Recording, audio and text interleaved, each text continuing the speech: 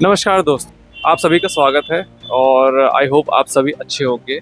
आज मैं आपको कुछ ऐसा शेयर करने जा रहा हूँ कि जो मेरे लिए काफ़ी ज़्यादा इम्पोर्टेंट, काफ़ी ज़्यादा मेरे दिल के करीब है। ख़ासकर सुल्तानपुर दुर्गा पूजा को लेके मैं इतना ज़्यादा क्यों एक्साइटेड रहता हूँ, क्योंकि ये मेरे पीछे आप देख सकते हैं एक पंडाल जो कि है माँ विंध्यवासिनी का, और ये हर साल सजाया जा रहा है। अंकल जी, कितना टाइम हो गया इसको सजाते हुए? ये 53वां साल है। हाँ, तो 53 साल इसको हो चुके हैं और ये सबसे यूनिक है। इस पूरे दुर्गा पूजा में सबसे ज़्यादा यूनिक पंडाल माना जाता है। वो क्यों? क्योंकि मैं कुछ देर में आपको एक वीडियो दिखाऊंगा। यहाँ पर 2 अलग अलग तरह के शो चलते हैं और अपनी यूनिकनेस की वजह से ये पंडाल जो है कई बार ट्रॉफी भी जीत चुका है पूरे सुल्तानपुर में, कि इसके जैसा पंडाल पूरे सुल्तानपुर में कहीं नहीं सजता। और ये इसमें इतनी ज़्यादा यूनिकनेस है कि यहाँ इस मोहल्ले के जितने भी बच्चे हैं, जब पंडाल बनने लगता है तो इतने ज़्यादा एक्साइटेड हो जाते हैं कि वो अपने घर पे नहीं दिखते हैं, सारा टाइम यहीं दिखते हैं, क्योंकि इसको प्रिपेयर करने में स्टार्ट टू एंड जितनी सारी चीज़ें हैं इसमें लगती हैं, वो सारी चीज़ें करने में इतने ज़्यादा एक्साइटमेंट होती है बच्चों को, खास कर बच्चों को। मैं भी एक टाइम पे छोटा था, मैं भी इससे जुड़ा हुआ था और अभी तक जुड़ा हुआ हूँ। और हर साल सेम प्रोग्राम चलता है, लेकिन लोगों को इसको देखने में जो उत्साह जो महसूस होता है, उसकी वजह से दूर दूर से लोग इसको देखने आते हैं। तो हमारे साथ हैं अंकल। अंकल, आप अपना नाम बताइए। मेरा नाम जितेंद्र कुमार श्रीवास्तव है। ये इस समिति के सदस्य हैं और अभी इस टाइम पे ये पूरा टेक केयर करते हैं। सबसे ज़्यादा कह सकते हैं टॉप लेवल पे अभी यही है। आप बता सकते हैं इसका स्थापन कैसे हुआ? स्थापना तो हमारे पिताजी ने किया था ये, और ये जो प्रोग्राम चल रहा है ये सन 80 से चल रहा है। अच्छा, और इसमें क्या क्या दिखाया जाता है बता सकते हैं? हाँ बिल्कुल, माँ विंध्यवासिनी की उत्पत्ति दिखलाई जाती है वासुदेव जी के द्वारा, जैसे भी उनका जन्म हुआ। और दूसरा है माँ वैष्णो द्वारा काल भैरव का वध दिखलाया जाता है। हाँ, तो ये 2 तरह के प्रोग्राम दिखाए जाते हैं और इस टाइम पे ये ऐसा है कि आप कह लीजिए कि पूरे सुल्तानपुर में ऐसा प्रोग्राम आपको कहीं देखने नहीं मिलेगा। और दुर्गा पूजा में मैंने कोलकाता का भी देखा है दुर्गा पूजा, लेकिन वहाँ पर जो है ऐसा प्रोग्राम भी नहीं दिखाया जाता। वहाँ की अपनी यूनिकनेस है, यहाँ की अपनी यूनिकनेस है। तो चलिए अब इसके बाद आपको सीधे शो दिखाते हैं, उसके बाद आप कमेंट करके बताइएगा कि आपको ये कैसा लगा। और अंकल जी के लिए एक लाइक तो बनता है, क्योंकि वो इस प्रोग्राम को, इस पंडाल को इतने समय से संभाले हुए हैं अपने कंधों पे, पूरी तरह सराहनीय है। उसके लिए प्लीज़ इस वीडियो को लाइक करिए, कमेंट करिए और अपने दोस्तों शेयर करिए जिन्होंने शायद ऐसा कभी नहीं देखा हो।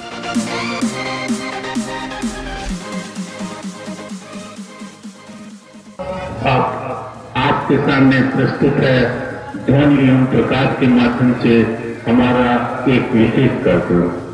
द्वापर युग की बात है, आकाशवाणी सुनकर अपनी मृत्यु के भय से कंस ने अपनी बहन देवकी और वासुदेव को मथुरा बंदीगृह में डाल दिया और उसी बंदीगृह में भादव मास की अष्टमी को भगवान श्री कृष्ण का जन्म हुआ।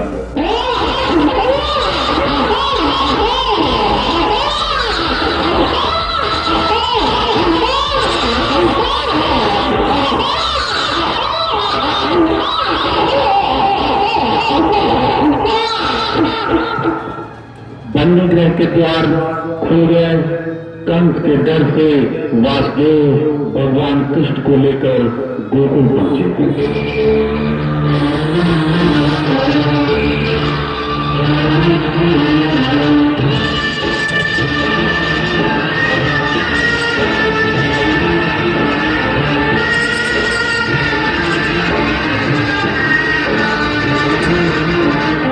वहां पर भगवान श्री कृष्ण को माँ यशोदा के पास लिटा दिया और उसी रात उनके घर जन्मी कन्या को लेकर वासुदेव व्याकुल मन से मथुरा बंदीगृह में लौट आए।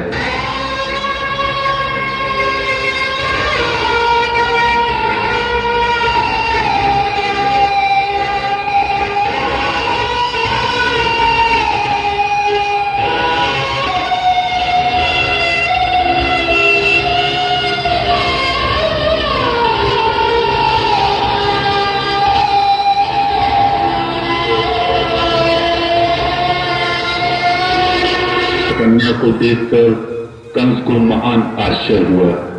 यह क्या, देवी ने आखिरी संतान के रूप में एक कन्या को जन्म दिया। कंस उस कन्या का वध करने के लिए उसे पृथ्वी पर पटकना चाहा। सारा ब्रह्मांड कांप उठा, बिजलियां चमकी, बादल गरजे।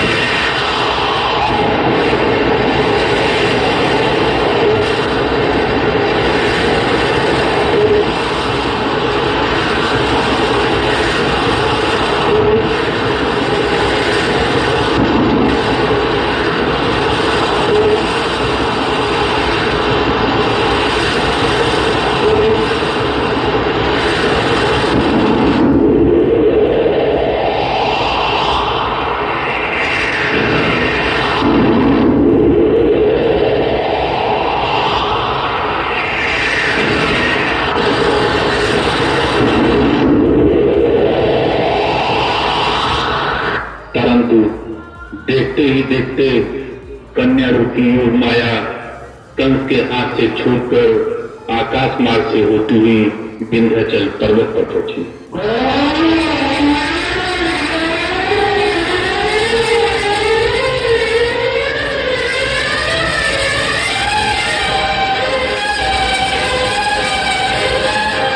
जहां आज भी कन्या रूपी योग माया मां विंध्यवासिनी के रूप में विंध्याचल पर्वत पर विराजमान है। दुर्गा जी के अनेकों रूपों में से एक रूप है मां विंध्यवासिनी का। नवरात्र के इस पावन पर्व पर मां विंध्यवासिनी की झांकी आपके सामने है।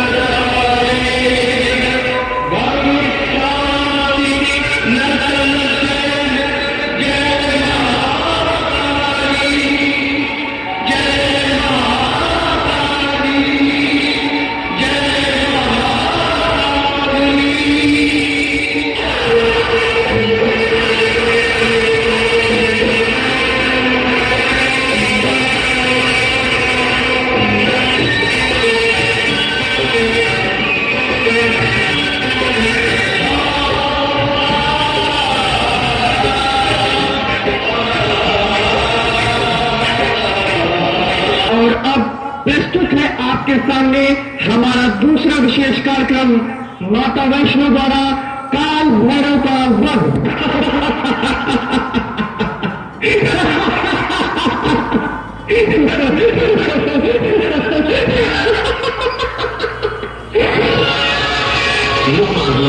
मुरारी देवी वाली भगवती माता वैष्णो देवी जी जम्मू कश्मीर राज्य में पूर्व पर्वत की सुंदर गुफा के लिए 3 महाबलियों के रूप में विराजमान है, जहाँ प्रतिवर्ष लाखों यात्री अम्बे मां के दर्शन करके अपनी अपनी मनोकामना पूर्ण करते हैं।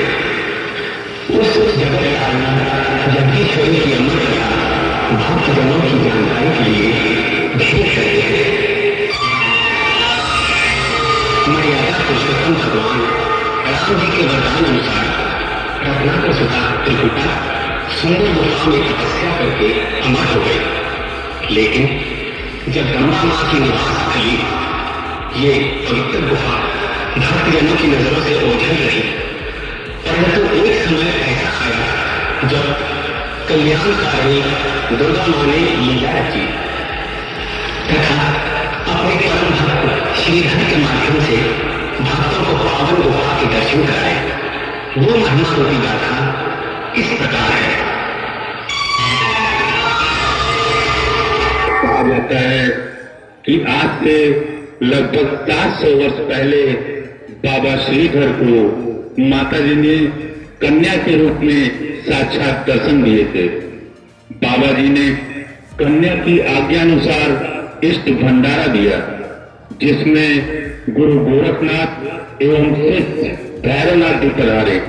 तो भैरवनाथ योगी ने कन्या की परीक्षा लेनी चाहिए, परंतु कन्या पौन होकर त्रिकूट पर्वत की ओर बढ़ गई और आगे बढ़कर गायब हो गई।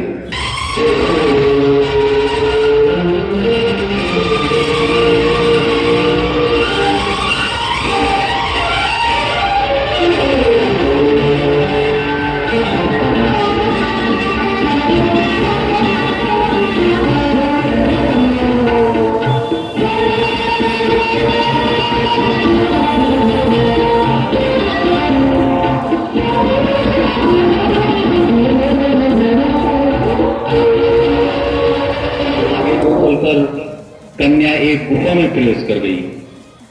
भैरव भी कन्या का पीछा करते हुए गुफा तक आ गया और गुफा के बाहर बैठे हुए साधु से पूछा कि क्या आपने किसी कन्या को गुफा में प्रवेश करते हुए देखा है? साधु बोला, अरे मूर्ख, जिसे तू कन्या समझता है वह तो महाशक्ति है और राजकुमारी है। दिव्य कन्या इसी गुफा में 9 माह तक तपस्या में लीन रही। आज भी ये गुफा गर्भयोनि के नाम से जानी जाती है। भैरव बोला, यह कोई गुफा है या गर्भयोनि जिसमें यह कन्या 9 माह से छिपी बैठी है? मैं उसे ढूंढ कर ही बन लूंगा। और गुफा के अंदर प्रवेश करना चाहा। तब कन्या रूपी महामाया ने गुफा से दूसरा रास्ता बनाया और गुफा से बाहर निकल गई।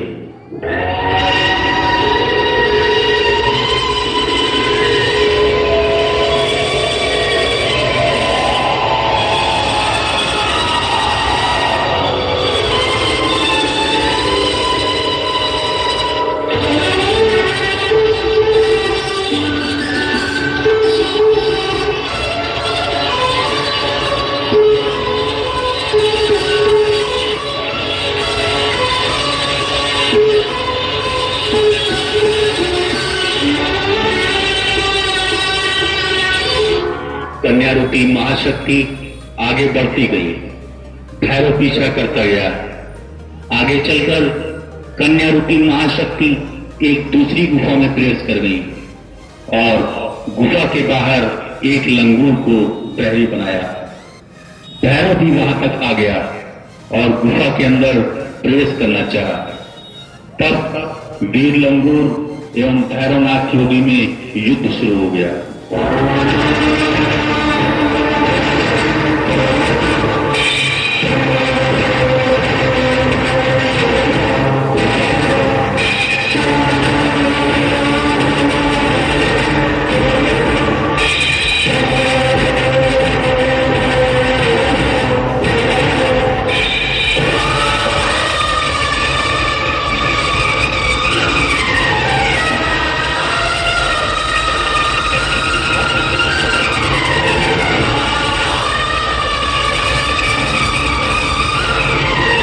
युद्ध में भैरवनाथ योगी ने वीर लंगूर को परास्त कर दिया।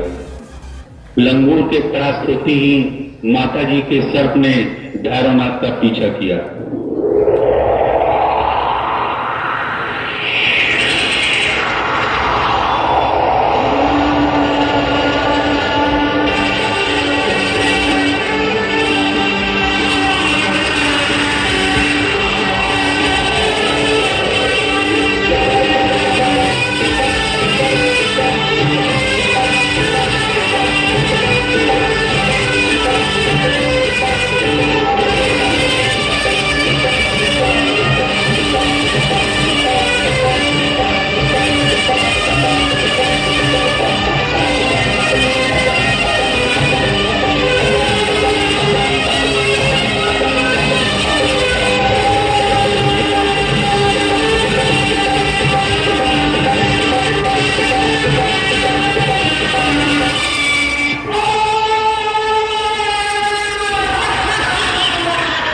उसी समय कन्या रूपी महाशक्ति ने चंडी रूप धारण किया और गुफा के बाहर युद्ध क्षेत्र में आ गई।